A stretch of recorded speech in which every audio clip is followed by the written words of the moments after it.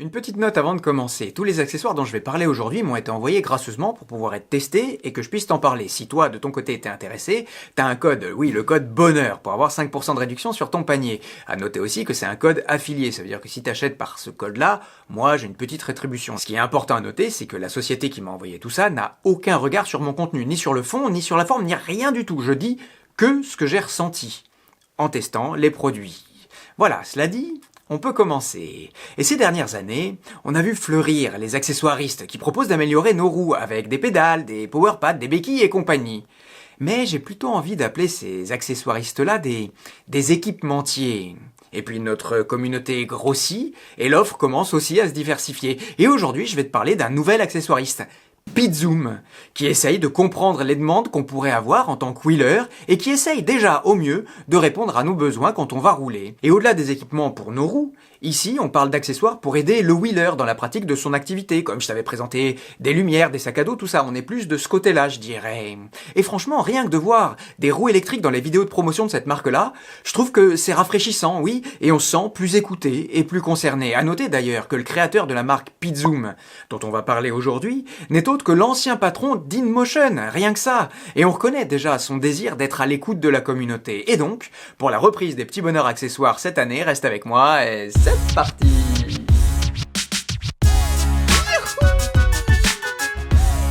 Et salut à toi! Alors aujourd'hui, je vais te présenter non pas un, ni deux, mais trois accessoires. Une sonnette, un contrôleur de pression de pneus et enfin, ce qu'on appelle un peu dans le jargon, un charge doctor.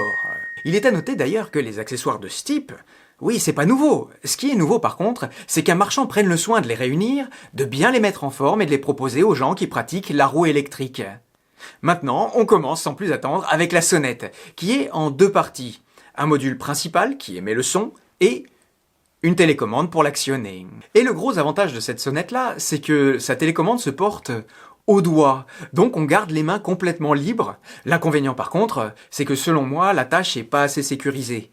Oui, et que on sait jamais trop si ça va tomber, surtout en ce moment avec les gants, je suis jamais très rassuré. On a simplement, tu vois, un petit velcro là, qu'on fait passer autour, et ça, j'aurais bien aimé avoir un moyen de le sécuriser. Parce que là, vraiment, je préfère te le dire, si jamais tu te grattes l'oreille que le machin, le truc, autant elle part et toi, tu t'en aperçois que 3 km après. Tu vois, par exemple, sur cette télécommande qui sert à actionner le phare de la Lynx dont je te reparlerai, eh ben, y a un petit porte-clés qui fait que j'ai pu mettre un truc qui est pas parfait, mais qui permet que quand je vais rouler, c'est sécurisé. Et puis si je la laisse tomber, elle va pas s'en aller. Voilà. Alors dans l'idéal, un jour Pitzoom il fera aussi des lampes ou je sais pas quoi, et on aura une seule télécommande, et puis on pourra tout actionner. Bon, alors, il faudra bien se souvenir de quoi et où, mais c'est un autre sujet. Un autre inconvénient selon moi, c'est le décalage qu'il y a entre le moment où j'appuie et le moment où le son est émis. Oui, parce que il y a quoi, un quart de seconde? Mais c'est pas rien quand on est en train de rouler. Écoute. Tu vois, c'est pas exactement synchronisé. Ça, moi, ça m'ennuie. Et je te le dis, à l'usage, t'as envie de klaxonner parce que tu vois un piéton arriver, là, comme ça, sorti de nulle part. Et ben, vraiment, tiens, ce serait intéressant de faire le calcul. Et ben, qu'à cela ne tienne, si c'est intéressant, nous privons pas, mais rapidement, parce qu'on a d'autres sujets à traiter.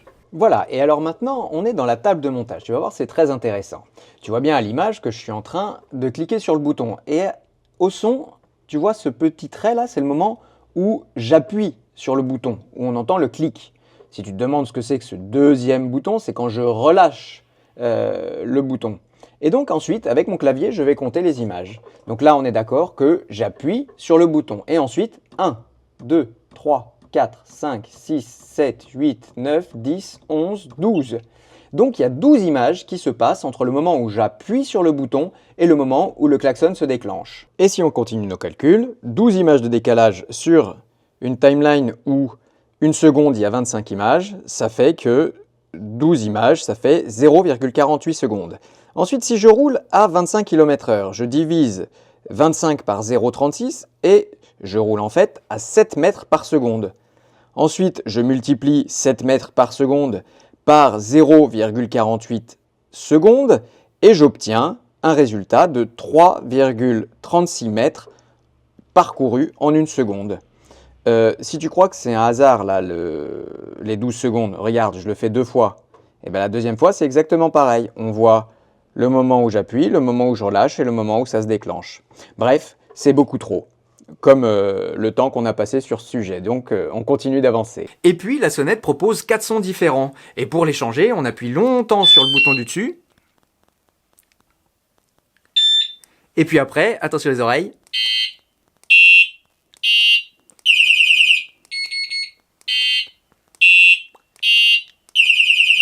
Voilà. Ce qu'on regrettera, c'est qu'il n'y ait pas ce son-là.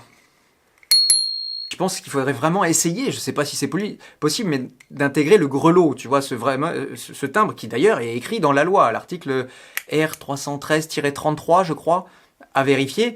Et donc, oui, il faut avoir un timbre ou un grelot. Voilà, sauf qu'aujourd'hui, ça s'entend pas. Donc en effet, il faut aller un peu vers le futur, mais il faudrait le meilleur des deux mondes. Et je me dis aussi, les bus dans Paris, ils ont 2 sonneries. Une pour les voitures, point point, et une cloche ding-dong, qui est plus soft.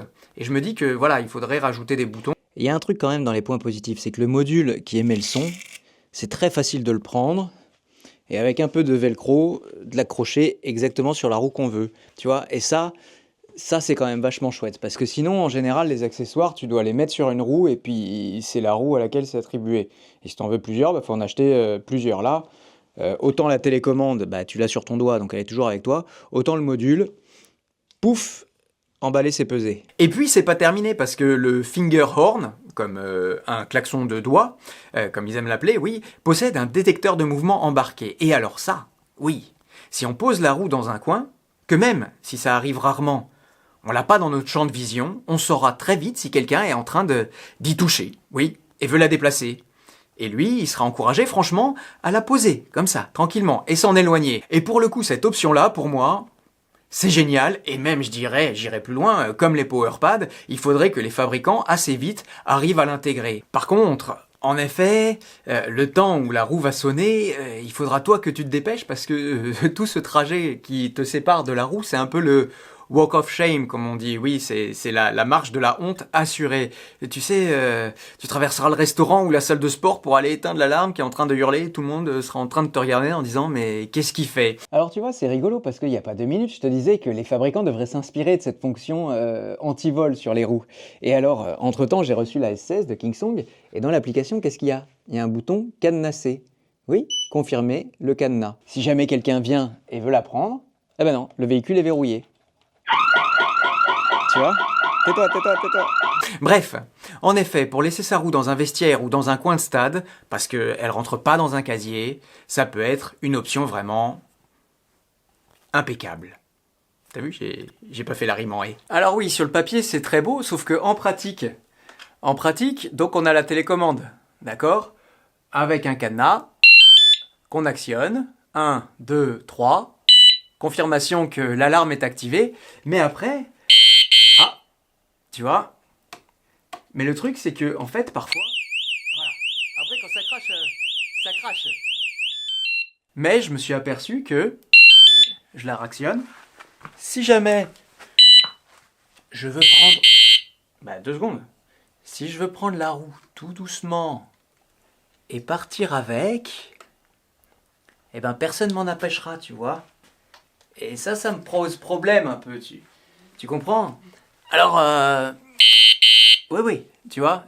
Et donc, ça me fait dire que ces accessoires sont très bien, mais ils sont encore un peu à creuser. Je dirais que c'est un premier batch, comme on dit. Parce que là, pour la faire déclencher, faut quasiment taper dessus. Maintenant, passons au deuxième accessoire, oui, un capteur de pression. Alors, la proposition de PiZoom est loin d'être inédite, et tous les motards de l'assemblée connaissent déjà ce genre d'objet. Mais encore une fois, PiZoom a été sourcé un produit pour nous le proposer. Et en effet, en roue électrique, on est beaucoup soumis aux variations de pression. Et d'ailleurs, il est recommandé de surveiller ça de très très près pour pas prendre de risques quand on va aller rouler. Avec un capteur, plus besoin de réfléchir à ce sujet et on gonflera notre roue quand on y sera invité. Ici aussi, on a 2 éléments. D'un côté, on a un écran qu'on peut attacher sur les poignées de la roue et de l'autre côté, un capuchon qui se branche directement sur la valve et qui renvoie directement les informations. Quand la pression est trop basse, le module commence à biper et tu sauras, toi, qu'il est temps de regonfler. Enfin, le dernier accessoire que PiZoom m'a envoyé, c'est un gestionnaire de charge. Un petit objet qu'on installe entre le chargeur et la prise de charge de la roue et qui rend notre chargeur intelligent, je dirais. Avec cet objet, Pizzoom propose de limiter la charge à la tension qu'on voudrait. Mais quel intérêt de pas charger sa roue à 100%, tu me diras. Tu sais, on en a déjà parlé, si t'habites par exemple en haut d'une côte, bon, et que le premier trajet que tu vas à faire le matin en partant, que ce soit au boulot ou ailleurs, ça va être de descendre. Tu sais aussi que la batterie d'une roue électrique, quand on descend, elle se recharge. Donc, si déjà la batterie, elle est ras la gorge, qu'elle a mangé toute la nuit et qu'elle est complètement rassasiée, en descendant, eh ben, où est-ce qu'elle va la stocker cette énergie en plus qu'elle va gagner ? Du coup, les pédales vont commencer à dipper. Et là, toi, tu vas être ouh. Et puis aussi, si toi, le seul moment, même si c'est loin d'être recommandé, le seul moment où tu peux le charger ta roue, c'est la nuit, quand tu vas te coucher. Et ben là, tu programmes le gestionnaire pour qu'à une certaine tension, il s'arrête de charger. Et toi, tu peux dormir sur tes deux oreilles. Le matin, tu te réveilles, et puis t'es à 85 ou 90%.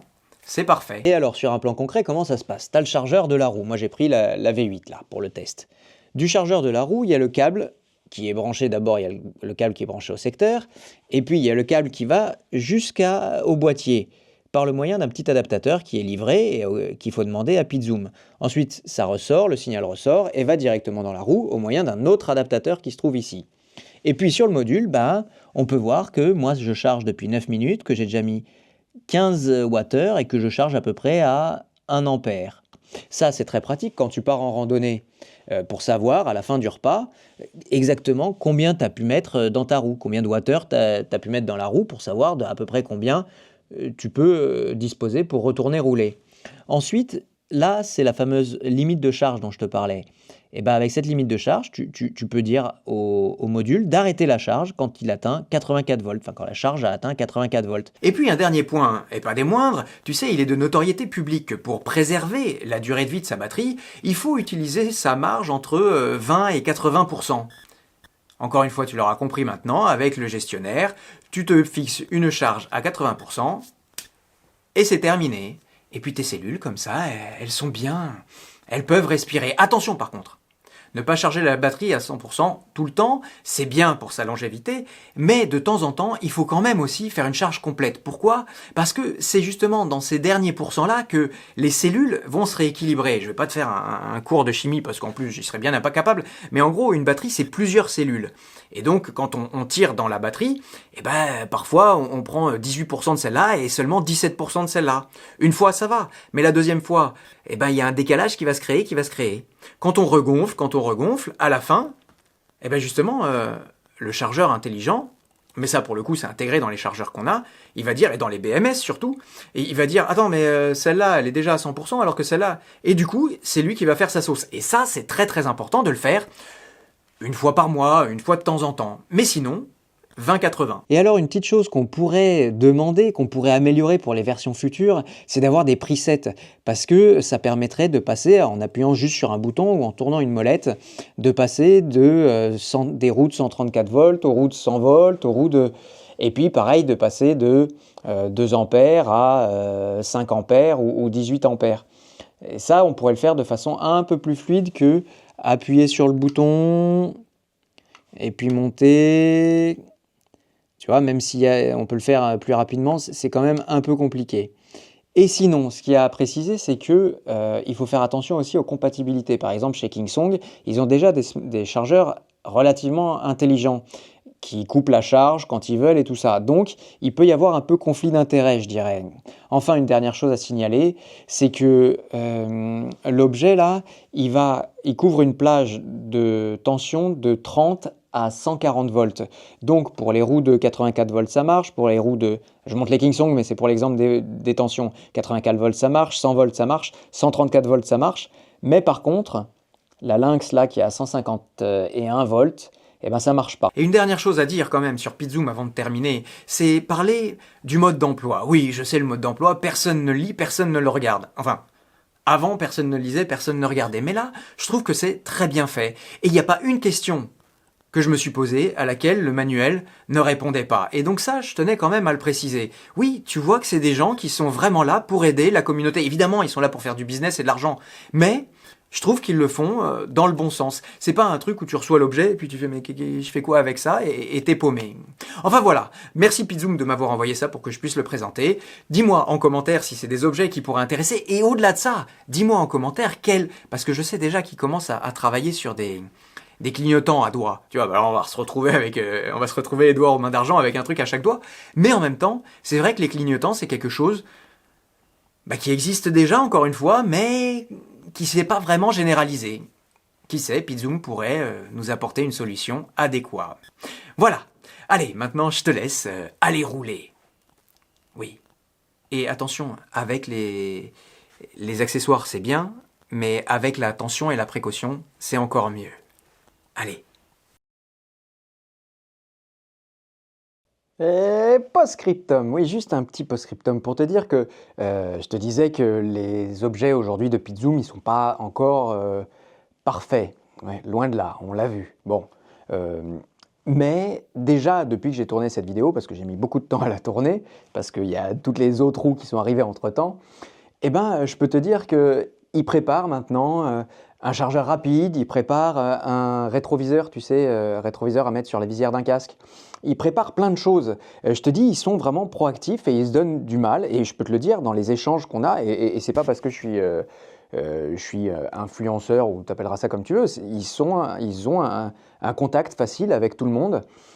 Et donc voilà, on voit bien déjà que la deuxième étape est en train d'être franchie. Là, ils font un chargeur rapide, et quand je leur ai dit « oui, mais le chargeur rapide, c'est encore un truc que vous avez sourcé, qu'on peut trouver ailleurs et tout ça ». Sur le trouver ailleurs, combien de gens me contactent pour me dire « bon, j'aimerais trouver un chargeur rapide, mais je ne sais pas où taper, je ne sais pas où aller ».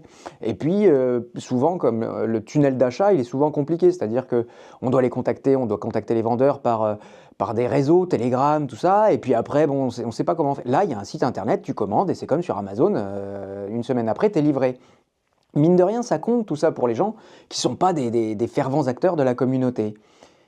Et je crois que j'ai terminé pour le post-scriptum. Oui, donc tout ça pour dire que la vidéo d'aujourd'hui, au-delà des objets que j'ai présentés, et ben je me dis, voilà, il faut donner leur chance à cette marque-là qui essaye de se lancer et qui pourrait bien, on l'a vu au début, on se disait, bon, oui, les mecs, ils impriment des PowerPad en 3D, franchement, c'est quoi la plus-value? Moi, je peux le faire dans mon atelier. Oui, ben maintenant, on peut dire avec le recul qu'on est très heureux de les retrouver. Et ben dans quelques temps, je pense que ce sera pareil pour Pizzoom. Et ils sont, pour le coup, seuls à faire ça, à sourcer tous ces produits-là, et en plus, maintenant, à les designer tout seuls. Je te parlais du miroir, du rétroviseur. Voilà, ils passent leur temps sur les réseaux à demander des idées et puis à partager leurs avancées. Et ben ça, je trouve ça franchement sympa, et je voulais le signaler. Parce que j'avoue que j'ai pas été tendre avec surtout avec la sonnette, parce qu'après le Charge Doctor, à part le fait qu'il ne marche pas encore avec les roues de 151 volts et 168, il est très bien, quoi. Voilà. Tu vois, d'ailleurs, il est en train de recharger la V14 là-bas.